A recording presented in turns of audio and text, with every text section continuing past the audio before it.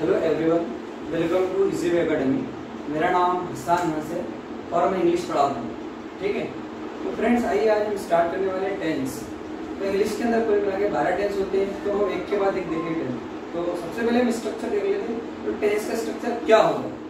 ठीक है, तो सबसे पहले प्रेजेंट इंडेफिनिट, इसको प्रेजेंट सिंपल टेंस भी कहते हैं। उसके बाद में प्रेजेंट कंटीन्यूअस टेंस, फिर प्रेजेंट परफेक्ट टेंस, फिर प्रेजेंट परफेक्ट कंटीन्यूअस टेंस। ऐसे कुल मिला के 4 टेंस का स्ट्रक्चर प्रेजेंट के साथ। उसी तरीके से यहाँ पर पास्ट, तो इसको पास्ट इंडेफिनिट भी कह सकते हैं, सिंपल भी कह सकते हैं। उसके बाद पास्ट कंटीन्यूअस, फिर पास्ट परफेक्ट, फिर पास्ट परफेक्ट कंटीन्यूअस टेंस। ये इस तरीके से टेंस की सीरीज होती है पास्ट। उसी तरीके फ्यूचर, तो फ्यूचर इंडेफिनिट या सिंपल एक ही बात है। ठीक है, फ्यूचर इंडेफिनिट, फिर फ्यूचर कंटीन्यूअस टेंस, फिर फ्यूचर परफेक्ट कंटीन्यूअस टेंस, फिर फ्यूचर परफेक्ट कंटीन्यूअस टेंस। ठीक है, तो ये 4 टेंस इस तरीके से 4 को मिलाकर पूरे 12 टेंस का स्ट्रक्चर इंग्लिश ग्रामर में यूज किया जाता है। It is the backbone of English grammar. ये बहुत ही अहम है, उसको अच्छे से देखिए। हम एक एक टेंस को बहुत ही अच्छे तरीके से यहाँ पर एक्सप्लेन करने वाले हैं। ठीक है, तो आइए स्टार्ट करते हैं प्रेजेंट इंडेफिनिट, जो प्रेजेंट सिंपल टेंस है उसको स्टार्ट करते हैं। ठीक है, चलिए तो आइए फ्रेंड्स आज हम देखते हैं प्रेजेंट इंडेफिनिट। ठीक है, प्रेजेंट इंडेफिनिट को सिंपल टेंस भी कहते हैं। तो देखिए सबसे पहले यूसेज देखिए, मतलब प्रेजेंट इंडेफिनिट कहाँ यूज होता है, तो उसका 3 यूसेज बताया गया। पहले सबसे पहले हैबिचुअल एक्शन, मतलब कोई भी अगर कोई सेंटेंस के अंदर हैबिचुअल एक्शन आपको दिखाई दे रहा है तो हमेशा प्रेजेंट इंडेफिनिट हो। ठीक है, इसके बाद में कोई यूनिवर्सल ट्रूथ है तो वहां भी प्रेजेंट इंडेफिनिट यूज होता है। और प्रोवर्ब्स, मैक्सिमम प्रोवर्ब्स जो रहते हैं प्रेजेंट इंडेफिनिट में। ठीक है, तो आइए कुछ एग्जांपल देखते हैं। पहले जैसे honesty is the best policy, honesty is the best policy, ईमानदारी अच्छी बात है। ठीक है, ये जो है इसको प्रोवर्ब करेंगे। ठीक है, the sun rises in the east, सूरज जो है मशरिक से निकलता है।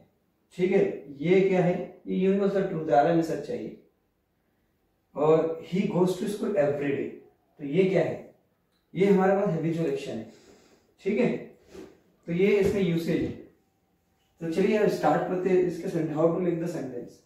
अब देखिए सेंटेंस किस तरह से बनाए जाते हैं। ठीक है, तो देखिए अगर हमारे पास में सब्जेक्ट है, ये सब्जेक्ट है हमारे पास में। अगर हमारे पास सब्जेक्ट है ही, शी, इट, या कोई सिंगुलर सब्जेक्ट है, जैसे कोई नाम है, एनी नेम, सिंगुलर है, या कोई सिंगुलर सब्जेक्ट है, जैसे फॉर एग्जांपल यहाँ पर कोई नाम लिख लेते, जैसे यहाँ पर एजाज एक नाम लिख लेते। ठीक है, ठीक है, यहाँ कोई भी नाम हो सकता है।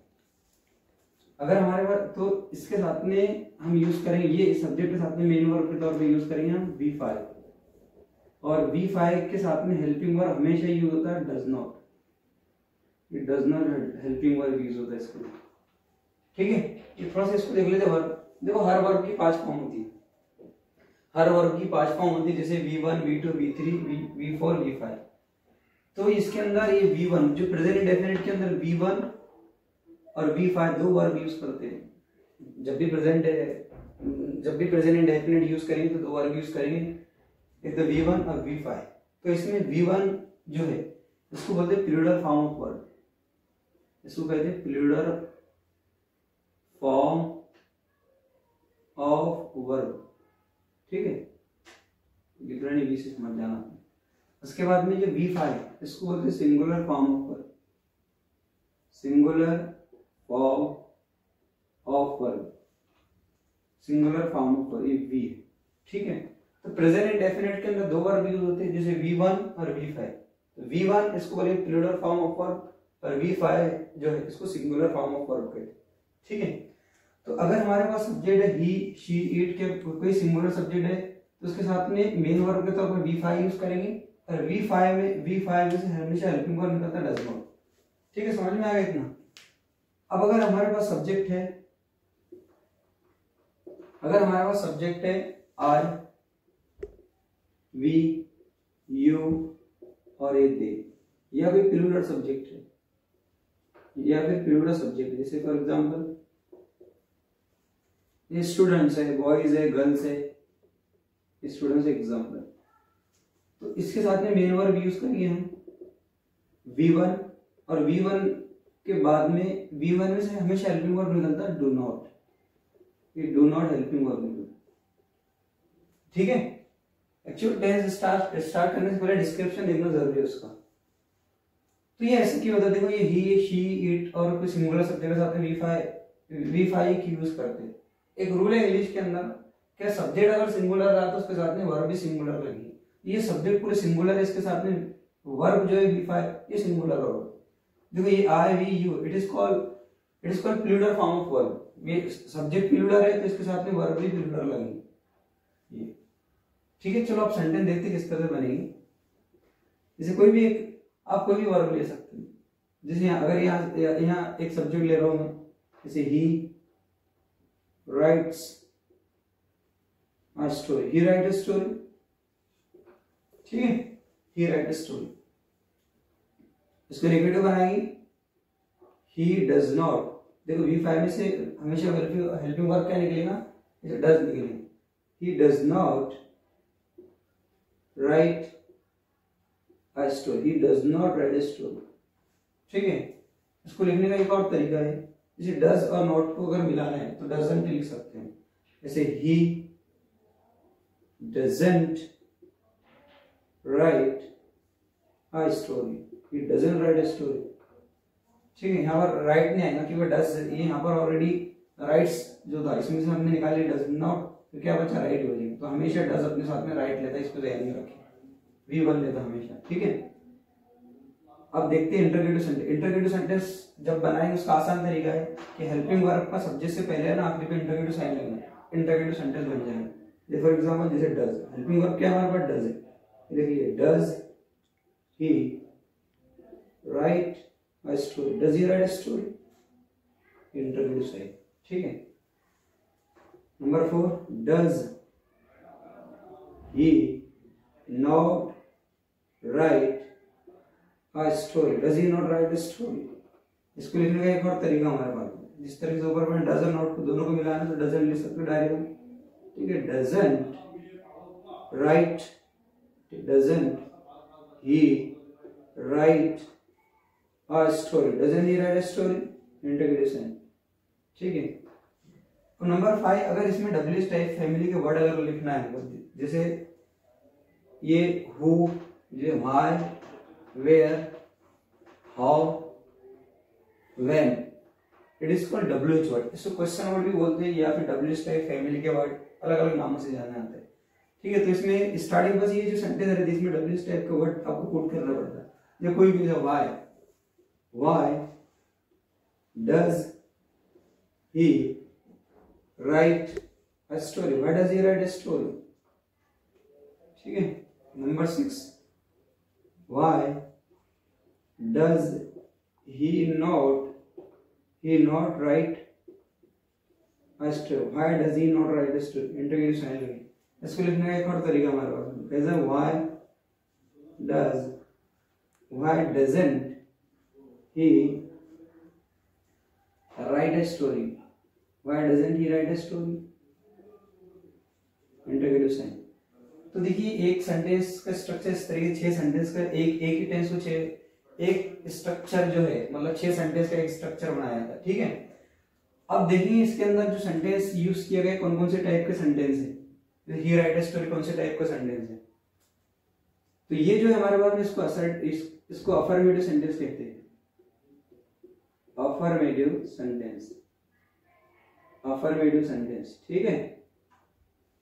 इसको मस्बत सेंटेंस भी बोलते हैं उर्दू में, और उसको पॉजिटिव सेंटेंस भी कह सकते, अफर्मेटिव कह दो या फिर पॉजिटिव कह दो, ये बात है। अब इसमें नॉट है तो इसको नेगेटिव सेंटेंस बोले, तो सेंटेंस के अंदर अगर नॉट रहे तो उसको नेगेटिव सेंटेंस बोले। बहुत सारे सेंटेंस और भी वर्ड है जो सेंटेंस को नेगेटिव बना, जैसे नेवर है, सेल्डम है, उसको बाद में देखेंगे। नेगेटिव सेंटेंस, अब ये जो मतलब अफर्मेटिव और नेगेटिव सेंटेंस, इन दोनों को असर्टिव सेंटेंस कहते हैं। यहाँ लिख रहा हूं मैं, जगह नहीं, असर्टिव सेंटेंस। मतलब असर्टिव सेंटेंस की 2 टाइप होती है, असर्टिव सेंटेंस की 2 टाइप होती है, एक है अफर्मेटिव एक है नेगेटिव, इन दोनों को मिला के असर्टिव सेंटेंस कहते हैं, ठीक है। और ये तो सेम है, ये जो अभी इंटरगेटिव सेंटेंस, इसको इंटरगेटिव सेंटेंस बोलिए क्योंकि सबसे पहले ये हेल्पिंग वर्ब का सब्जेक्ट से पहले आना और आखिरी में इंटरगेटिव साइन लगना, एक इंटरगेटिव सेंटेंस है, तो ये इंटरगेटिव सेंटेंस है।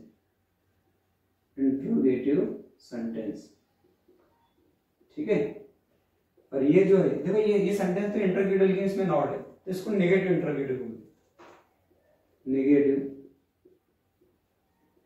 नेगेटिव इंट्रोगेटिव, ठीक है। ये तो सेम। अब देखो ये सेंटेंस ऑलरेडी इंट्रोगेटिव है लेकिन इसमें डब्ल्यू स्टेप फैमिली का वर्ड है तो इसको कहते हैं डब्ल्यू स्टेप इंट्रोगेटिव, ठीक है। W H type interrogative sentence, interrogative sentence, S लिख रहा सेंटेंस समझ में। अब देखो ये देखो इसमें सबसे पहले इंट्रोगेटिव सेंटेंस है और नॉट भी है और डब्ल्यू टाइप फैमिली का वर्ड है तो इसको क्या बोलेंगे, इसको बोलते हैं डब्ल्यू टाइप नेगेटिव इंट्रोगेटिव, यहां लिख रहा, ठीक है। W type negative interrogative. तो ये सेंटेंस का स्ट्रक्चर होता है,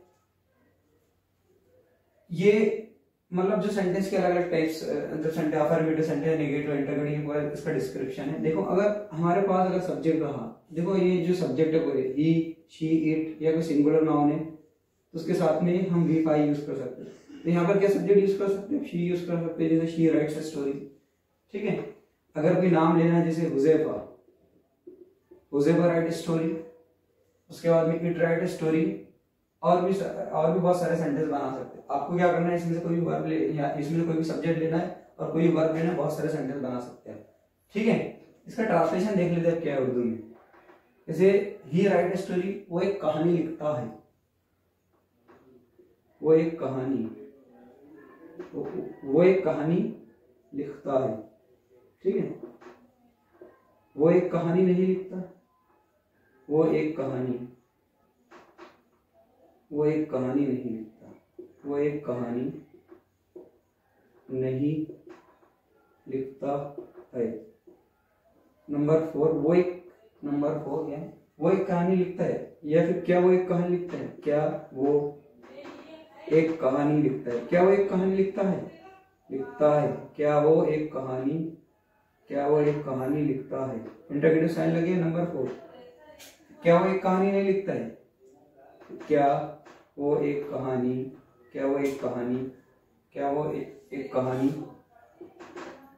नहीं लिखता है, इंटरगेटिव साइन लगे, लिखता है। वो अब ये वाई की मीनिंग होता है वो एक कहानी क्यों लिखता है। नंबर 5 एक नंबर 3 है ये, अरे नंबर 4 देख लेना, नंबर हो गया आपने बराबर इसका। अब वाई का मीनिंग होता क्या है, वो एक कहानी क्यों लिखता है, वो एक कहानी क्यों लिखता है। इंटरगेटिव साइन नंबर 6 वो एक कहानी क्यों लिखता है, वो एक कहानी क्यों नहीं लिखता है, वो एक कहानी क्यों नहीं लिखता। तो इस तरीके से सेंटेंस का स्ट्रक्चर बनाया जाता है। तो प्रेजेंट इंडेफिनिट के अंदर जो सेंटेंस का स्ट्रक्चर देखे हमने, इसमें क्या करना है, आपको एक सब्जेक्ट लेना है और एक वर्ब लेना है, तो इस तरीके से आप हजारों सेंटेंस बनाए जाते हैं, ठीक है। चलो उसके बाद में थोड़ा देखते हुए, ठीक है। तो आइए कुछ एग्जांपल देखते हैं प्रेजेंट इंडेफिनिट के। जैसे इस तरीके से हमने ही लिए, शी लिए, जैसे जो स्ट्रक्चर बनाया था अभी, तो उसको वो स्ट्रक्चर ही के, शी के, इट के साथ में यूज कर सकते हैं, ठीक है। अगर हमारे पास सब्जेक्ट है, अगर इसमें से कोई सब्जेक्ट लेते, जैसे मैं सब्जेक्ट लेता हूँ यहाँ पर आई, जैसे एक स्ट्रक्चर, ये सेकंड सब्जेक्ट का स्ट्रक्चर देख लेते हैं, ठीक है। अगर मैं ये जो सब्जेक्ट है, आई है, वी है, यू है, इसमें से कोई एक सब्जेक्ट लेते हैं, ठीक है। जैसे आई लेता हूँ, आई प्ले क्रिकेट,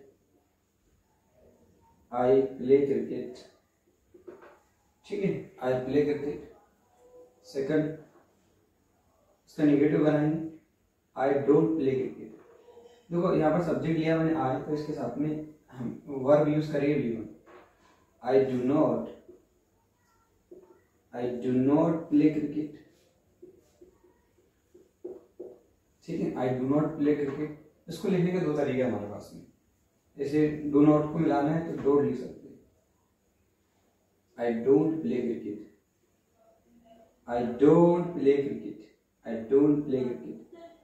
ठीक है। अब इंटरगेटिव सेंटेंस बनाना है, तो इंटरगेटिव सेंटेंस बनाने का आसान तरीका मैंने बताया आपको, हेल्पिंग वर्ब का सब्जेक्ट से पहले आना इंटरगेटिव सेंटेंस बन जाए।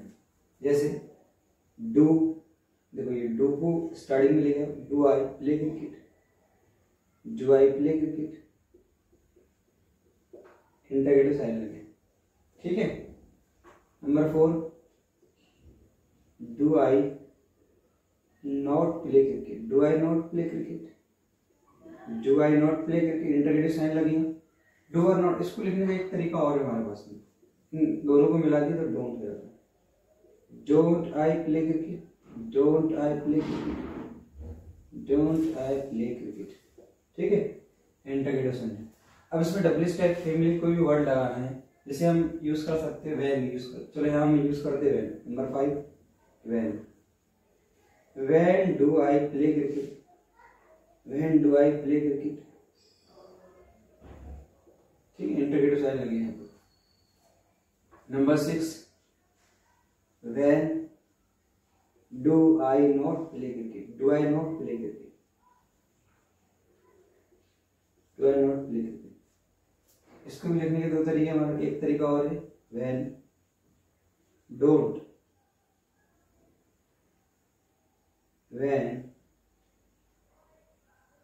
When don't I play cricket, I play cricket. तो ये स्ट्रक्चर इस तरीके से स्ट्रक्चर बनाया जाता है, ठीक है। तो आपको से इसमें 6 सेंटेंस का एक स्ट्रक्चर बनाना है, ठीक है। इसका ट्रांसलेशन देख लीजिए। आई प्ले क्रिकेट, मैं क्रिकेट खेलता हूँ। नंबर 1, मैं क्रिकेट खेलता हूँ, मैं क्रिकेट खेलता हूँ, मैं क्रिकेट खेलता हूँ, ठीक है। नंबर 2, मैं क्रिकेट नहीं खेलता। नंबर 2, मैं क्रिकेट नहीं खेलता, मैं क्रिकेट नहीं खेलता, मैं क्रिकेट नहीं खेलता। नंबर 3, इंटरोगेटिव सेंटेंस है नंबर 3, यहाँ लिखता उसको। नंबर 3, ये डू का मीनिंग होता क्या है यहाँ पर, ठीक है। क्या मैं क्रिकेट खेलता हूँ, क्या मैं क्रिकेट, क्या मैं क्रिकेट खेलता हूँ, क्या मैं क्रिकेट खेलता हूँ। नंबर 4, क्या मैं क्रिकेट नहीं खेलता, क्या मैं क्रिकेट नहीं खेलता, क्या मैं क्रिकेट, क्रिकेट, क्या मैं क्रिकेट नहीं खेलता, क्या मैं क्रिकेट नहीं खेलता हूँ, नहीं खेलता हूँ, ठीक है। नंबर 5, मैं क्रिकेट कब खेलता हूँ। देखो वैन है, इसका मीनिंग होता कब, यहाँ पर वैन है ना। नंबर 5 और स्ट्रक्चर का ट्रांसलेशन करता हूँ। मैं क्रिकेट कब खेलता हूँ, जब मेरे को टाइम मिला जाए, ठीक है ना। मैं कब क्रिकेट खेलता हूँ, ये सब इंटरोगेटिव साइन, ये इंटरोगेटिव साइन लगेगा, ठीक है। नंबर 6, मैं क्रिकेट, यहाँ पर कब नहीं, ठीक है। मैं क्रिकेट कब नहीं, मैं क्रिकेट कब नहीं खेलता, ठीक है, खेलता। तो ये सेंटेंस का स्ट्रक्चर, ऐसे सेंटेंस का स्ट्रक्चर बनाया जाता है, ठीक है। देखो ये एक ही स्ट्रक्चर में आप एक सब्जेक्ट यूज करना है, आपको एक वर्ब यूज करना है, तो ऐसे हजारों सेंटेंस आप बना सकते हैं, ठीक है। देखिए यहाँ पर अगर हमारे पास सब्जेक्ट है वी, ये जो स्ट्रक्चर के साथ में कौन कौन से सब्जेक्ट यूज कर सकते हैं, ये पूरे सब्जेक्ट यूज कर सकते हैं इस तरीके से। जैसे अगर हमारे पास में वी है, वी प्ले क्रिकेट, यू है, यू प्ले क्रिकेट, दे है, तो यहाँ दे प्ले क्रिकेट, या स्टूडेंट, या फिर बॉयज प्ले क्रिकेट, गर्ल्स, जो कुछ भी है, ठीक, गर्ल्स बॉयज। तो ये स्ट्रक्चर बनाया जाता है। यहाँ पर आपको देखो ये सब्जेक्ट है वी, यू, दे, और यहाँ पर प्लूरल सब्जेक्ट है, बॉयज है, गर्ल्स है, स्टूडेंट। इनके साथ में हमेशा V1 यूज करेंगे, V5 यूज नहीं कर सकते, ठीक है। तो ये सेंटेंस का स्ट्रक्चर है। तो सेंटेंस बनाइए आप बहुत अच्छी तरीके से, और इसमें आपको एक वर्ब लेना है, एक सब्जेक्ट लेना है, उसके हिसाब से सेंटेंस बना सकते हैं, ठीक है। चलिए अब मिलते हैं अगली वीडियो के अंदर। अगर कुछ समझ में नहीं आया तो पॉज करो, उसको देखो अच्छे तरीके 2-3 बार, इंशाल्लाह समझ में आएगा, ठीक है। चलो मिलते हैं कल अगले।